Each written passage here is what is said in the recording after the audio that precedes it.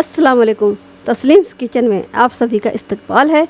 आज हम बनाने जा रहे हैं प्याज की बहुत ही स्वादिष्ट और खस्ता कचौरी। तो चलिए बनाना शुरू करते हैं।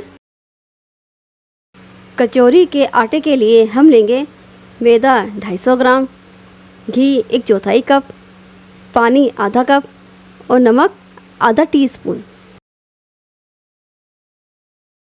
आटे में मिलाने से पहले घी और पानी को गुनगुना गर्म कर लेंगे। कचौरी का मसाला बनाने के लिए हम लेंगे 250 ग्राम प्याज चॉप किए हुए, आधा टीस्पून जीरा, 1 टीस्पून साबुत धनिया, 1 टीस्पून सौंफ, हल्दी पाउडर आधा टीस्पून, नमक 1 टीस्पून, धनिया पाउडर 1 टीस्पून और लाल मिर्च पाउडर 1.5 टीस्पून, चीनी 1/4 टीस्पून, अमचूर पाउडर 1 टीस्पून, बेसन 3 टेबलस्पून और तेल 3 टेबलस्पून। स्टफिंग तैयार करने से पहले हम आटा गूंथकर रख देते हैं। इसमें हम डालेंगे नमक, घी। पहले हम घी डालकर इसे अच्छे से मिला लेंगे।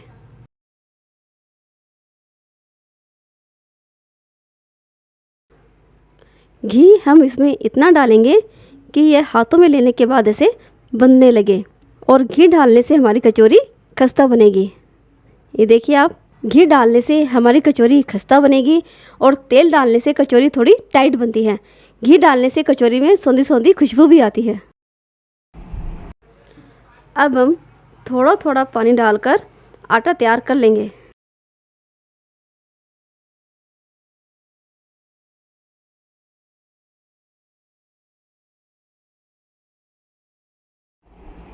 हमने आटा गूंद लिया है।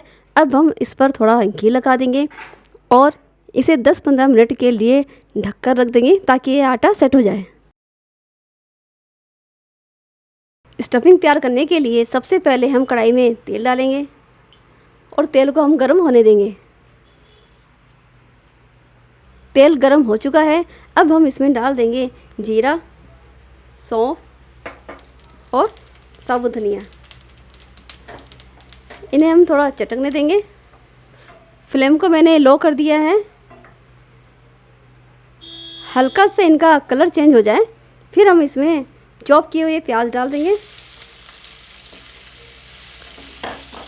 और इन्हें हाई फ्लेम पर 2-3 मिनट के लिए भून लेंगे।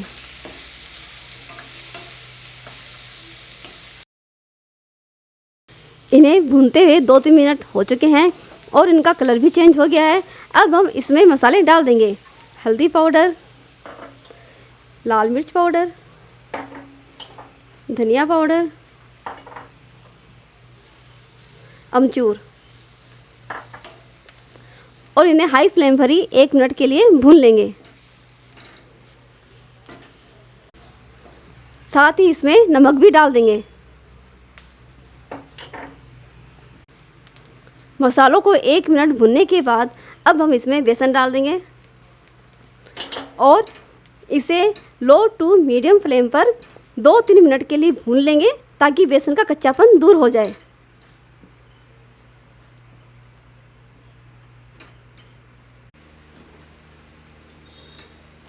हमारे बेसन को भूनते हुए 2-3 मिनट हो चुके हैं। अब हम इसमें चीनी डाल देंगे और हमारी स्टफिंग बनकर तैयार हो चुकी है। गैस की फ्लेम को हम बंद कर देंगे। हमने बेसन को छोड़कर बाकी सभी चीज़ों को फुल फ्लेम पर पकाया है क्योंकि प्याज में मॉइस्चर होता है। हमारी कचौरी अंदर से सोगी ना बने, इसके लिए प्याज में मॉइस्चर को हटाना बहुत ज़रूरी है। हमारा मसाला तैयार हो चुका है। अब हम इसे ठंडा होने के लिए रख देंगे। हमारा आटा तैयार हो चुका है। अब हम इसे 2-3 मिनट और मसल लेंगे। कचौरी का आटा हमें सॉफ्ट ही रखना है।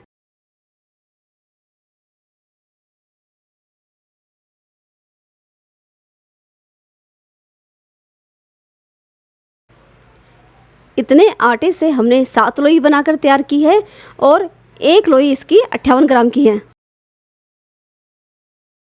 हमने मसाले को भी 7 हिस्सों में डिवाइड कर दिया है और एक हिस्सा 28 ग्राम का है। अब हम इन लोइयों से कचौरी बनाकर तैयार करेंगे। पहले हम इसे थोड़ा सा बड़ा कर लेंगे।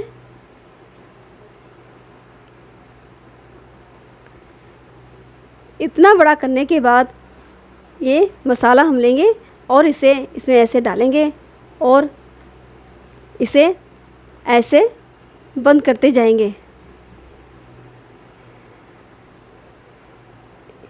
ये देखिए बहुत ही इजी है इसे बंद करना।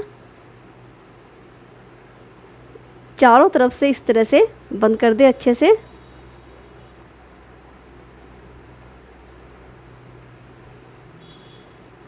इसे बंद करने के बाद इसे ऐसे गोल गोल घुमाइए और जो थोड़ा सा आटा ऊपर ऐसे निकल रहा है इसे आप थोड़ा सा तोड़ दीजिए और इसे ये देखिए आप। हमने सारी कचौरियाँ बनाकर तैयार कर ली है। अब हम इन्हें फ्राई करेंगे। हमने कचौरियों को फ्राई करने के लिए तेल गरम करने के लिए रख दिया है। तेल हमारा गरम हो चुका है। गैस की फ्लेम को लो कर देंगे और इसमें कचौरियाँ फ्राई करेंगे। कचौरी को तेल में डालने से पहले हम कचौरी को लेंगे और हाथों पर ऐसे रखेंगे। पहले हम इसको हल्के हाथों से प्रेस करेंगे, फिर इसकी यहाँ की मदद से बीच से हल्का हल्का दबाकर इसे थोड़ा बड़ा कर देंगे।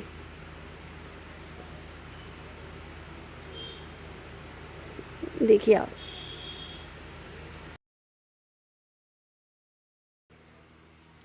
अब हम इन कचौरियों को तेल में डाल देंगे।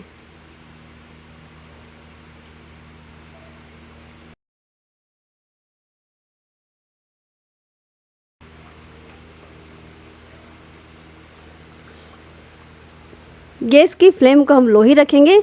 हाई फ्लेम पर ये अंदर से कच्ची रह जाएंगी और खाने में अच्छी भी नहीं लगेंगी। जब तक हमारी कचौरियाँ ऊपर नहीं आ जाती है तब तक हमें इन्हें हिलाना नहीं है, नहीं तो ये कचौरियाँ बिखर सकती हैं। हमारी कचौरियाँ ऊपर आ चुकी हैं। अब हम इन्हें पलट देंगे।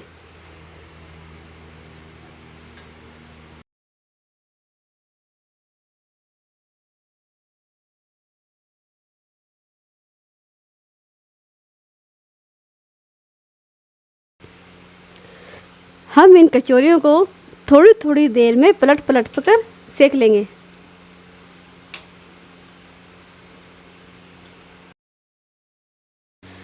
हमारी कचौरियों को फ्राई होते हुए 25 मिनट हो चुके हैं। अब हम गैस की फ्लेम को बंद कर देंगे और इन्हें निकाल लेंगे।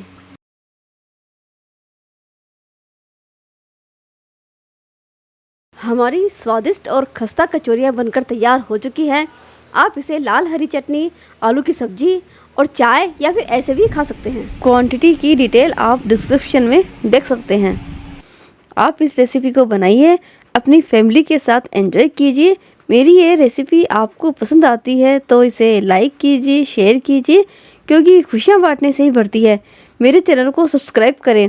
कोई क्वेरी है तो प्लीज़ कमेंट जरूर करें और ऐसी मज़ेदार रेसिपीज़ के लिए मेरे चैनल पर बने रहिए।